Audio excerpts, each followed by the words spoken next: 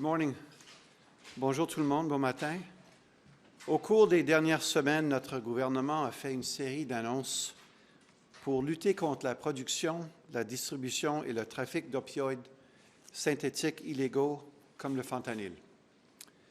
Over the last several weeks, our government has made a series of announcements to combat the production, the distribution, and the trafficking of illegal synthetic opioids like fentanyl.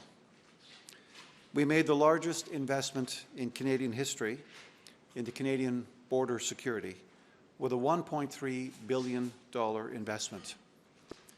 We will ban more precursors from entering Canada unchecked.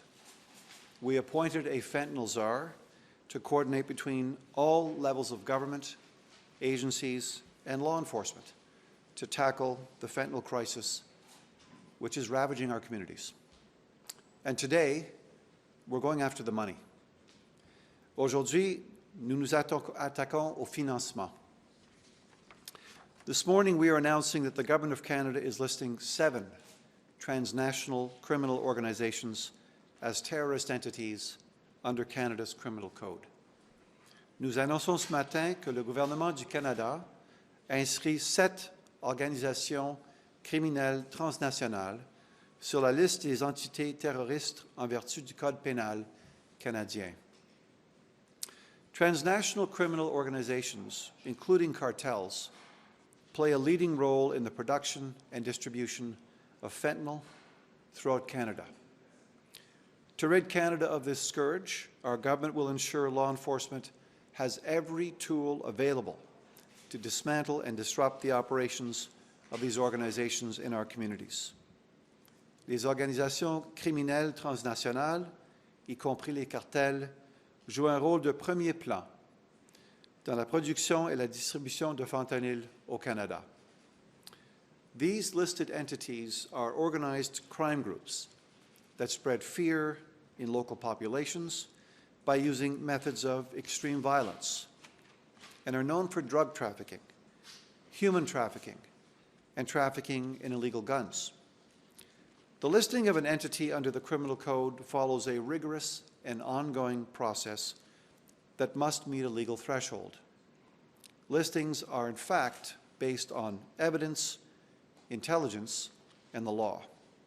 All 7 of these transnational criminal organizations clearly meet this threshold. L'inscription d'une entité sur la liste du Code pénal suit un processus rigoureux et continu qui doit respecter un seuil légal, basé sur le renseignement et preuves. Les 7 organisations criminelles transnationales en question atteignent clairement ce seuil. Once an entity is listed, it is considered to be a terrorist group under the Criminal Code. The Criminal Code prohibits certain actions in relation to terrorist groups, including those related to terrorist financing, travel, and recruitment. It is prohibited for any person in Canada, as well as every Canadian abroad, to knowingly deal with the property of a terrorist group. Let me repeat that. It is prohibited for any person in Canada, as well as every Canadian abroad, to knowingly deal with the property of a terrorist group. To avoid criminal liability, banks and brokerages will freeze these entities' assets, which can then be the subject of seizure, restraint, or forfeiture. It is also an offense to collect property or provide financial or other related services, knowing it will benefit or be used by a terrorist group. We continue to review and evaluate for potential listing of any additional transnational organized crime groups that may pose a risk to people in Canada and Canadians abroad, and Canada's national security. If the required threshold is met, we will not hesitate to list them as terrorist entities as well. The measures we are taking will help keep fentanyl off Canadian streets and from entering the United States. To speak plainly, we are moving aggressively, using every tool in our toolbox to take the profit out of drug trafficking. From today's listings, to working closely with our United States partners, to stopping the smuggling of drugs and firearms that hurt communities in both of our countries. We will continue to do all we can to keep Canada safe. Canadians should know we have a strong border, and we are making it stronger. Listing is just one of the many tools that the government has at its disposal to protect and preserve the safety and security of Canadians and everyone who calls Canada home. Thank you very much. Merci. Any questions? What can law enforcement and security agencies do now that you've listed them that they couldn't do yesterday? What does this actually accomplish when it comes to investigations? The listing gives law enforcement additional powers to track, trace, find the financing, disrupt it, interrupt it. It also widens the net through which law enforcement can exercise powers, as I just mentioned in my remarks, to deal with actors who are involved. So this is a very important new tool that the RCMP, for example, and other police of jurisdiction will be able to rely on to be able to track and trace the money. We know that by interrupting the money, we're going to have a profound influence on the activities of the groups. Do you have any evidence that Tren de Aragua operates in Canada or the smaller cartels other than Sinaloa and CJNG? Do you have evidence of them being in Canada? That's a question I'm going to ask the RCMP Commissioner to answer if you're okay with that. Commissioner Duheme? Thank you, Minister. I can confirm that we do have intelligence that different cartels operate in Canada. There's also strong intelligence that Canadians have actually moved to Mexico and South America to facilitate the transport of certain commodities into Canada, so we are aware of it. And what about the two street gangs that you included in there as well? The street gangs, it's the same. The intel picture is very similar. And what's interesting, going back to Catherine's question with regards to what this does, is there's a lot of organized crime groups that are not listed that feed in from the Mexican organized crime group. So if you are supporting an organized crime group that is now listed, you're part of that, and you could be charged under the terrorism legislation. And Minister, I wanted to ask you, there are reports out today that the party is looking into allegations of foreign interference into Ruby Dalla's campaign.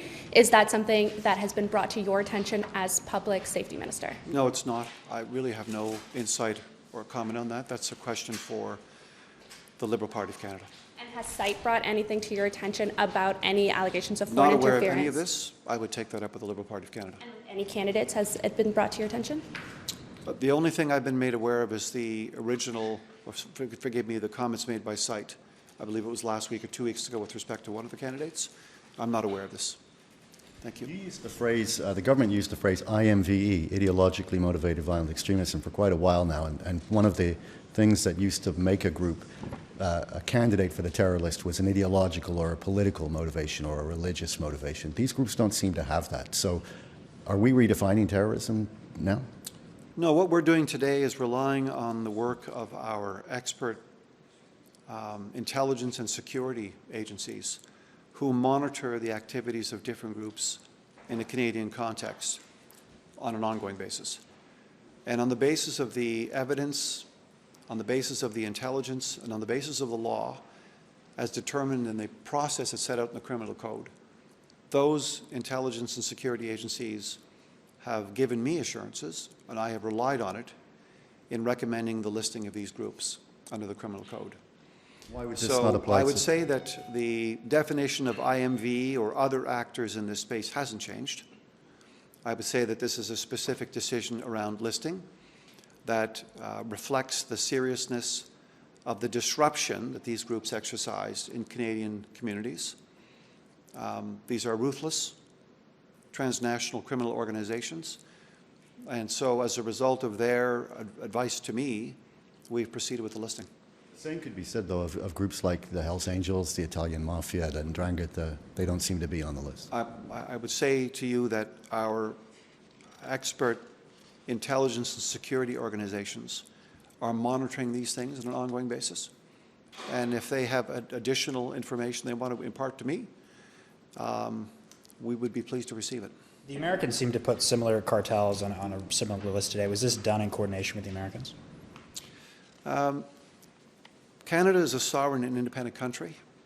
We are taking sovereign and independent decisions, and the decision to list is a sovereign and independent one. This is about keeping our community safe. I would dare say now that a strong border is contributing to safer communities. I met, for example, with a senior police chief just yesterday in Toronto. Had a chance to see some of the CBSA facilities with commercial operations. It's clear now that what's happening at our border, what's happening with some of the measures we're announcing today, these listings, are going to contribute positively to keeping our community safe. This is just a coincidence then. At 11:45, I've got a thing here from the State Department. They name a bunch of the same organizations we've named as terrorist entities.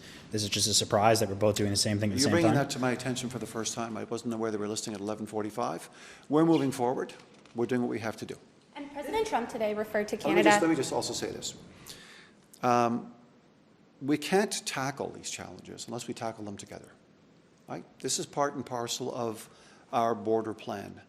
We're connected. This is our largest trading partner, our largest neighbor, our largest, most trusted ally over 150 plus years. So we're not going to wrestle, we can't wrestle the fentanyl crisis to the ground alone. Neither can the Americans. So the fact, for example, that we are creating a joint strike force in Canada and between our countries to deal with the fentanyl crisis, to wrestle it to the ground, indicates the level of integration. And as the Commissioner can speak to in great detail, the cooperation that's going on now between our two countries is close, as it should be, because it's ravaging both American and Canadian communities.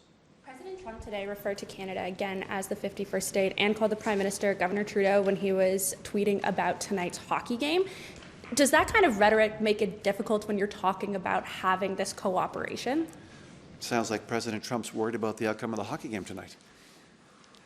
Do you have any serious? Look, this discussion of 51st state, Canada is a sovereign and independent country, has been for over 150 years, and will remain so. It will always be so. This discussion of 51st state is a non-starter. We acknowledge the concerns that have been brought to our attention by a new administration, and we're working hand in glove to try to wrestle them to the ground. And that's what we're doing. Strong Canadian border makes for strong national security. Strong American border makes for strong American national security. We get that. Two sovereign and independent countries that have managed their relationship well for a long time. We intend to continue. Commissioner Duheme, we've heard from the Americans saying that there's a big issue, for the Commissioner, sorry, Minister. Forgive me. That there's been a large amount of drugs that move by mail, that it's in small quantities that go through, in particular fentanyl. And they've also claimed that Canada is a big producer of fentanyl and that despite the numbers don't show it at the border, we actually do make a lot here. Do you think, both on the mail side and the production side, that the Americans' concerns are legitimate in terms of Canada's ability to produce fentanyl? Well, I'll start by saying it's been reported in the news several times, a small percentage that's going north to south. But even if there's a small percentage, we take it very seriously. And I've shared it before. Since 2018, we've dismantled 47 labs across the country. Law enforcement has dismantled. So there's a lot of good work going on. There is concern, as the Minister said, we want to strengthen the border. The strike force that we have that are going to be in place, that are going to be targeting specifically fentanyl, is what we didn't have before. And on the international scene, we're expanding our footprint in the United States to make sure we can work with our American colleagues to address the problem. And how much of that percentage is related to any of these Mexican cartels that you've listed today? Well, we know, I'm not going to get to specific percentage, but we know that the cartel has a footprint in Canada, and we know that they're involved in fabricating fentanyl and the export of some of the precursors that are used to make fentanyl. Question to Kat. If I could just add to that as well, just if I could, Commissioner. Look, part and parcel of the listing is also to avoid any further profligation or any expansion. We're working now, we're using every tool in the toolbox. And this is an important tool. And the Commissioner knows only too well as an operational person that this is on Canadian soil, on American soil, and this is an important tool now to get this under control. This was a promise made to you as President Donald Trump. So have you shared this list with his administration before this announcement, and have you received any feedback when it comes to the tariff threat conversation? I'm sure that our our folks at Global Affairs are sharing this outcome with their counterparts. I haven't received any feedback, but I'm looking forward to the hockey game tonight. Elon Musk is already saying that this listing should justify unilateral U.S. drone strikes in Mexico without the knowledge or permission of the Mexican government. What would be the position of Canada to that? I'm not sure what he's talking about. I haven't heard what Mr. Musk is pronouncing on. It's a call for airstrikes in Mexico. It's been going on for over a year. Yeah. And listings like this on the Houthis and other terrorist groups have led to those kinds That's of not on strikes. Canada's radar screen. Object to the U.S. That's launching not on unilateral Canada. airstrikes. That's not on Canada's radar screen, and I can't divine what's in Mr. Musk's thinking in this regard. I didn't know, to be a little bit cute maybe or cheeky, I didn't know he was a geopolitical expert as well. Do you have Thank you. any plans to talk to your counterpart coming up? You mentioned Global Affairs sharing it, but do you have any plans to talk to your counterpart? Yes, I do. I intend to be in Washington when I can get there to meet with a couple of different folks. Thank you very much. Merci. Thank you.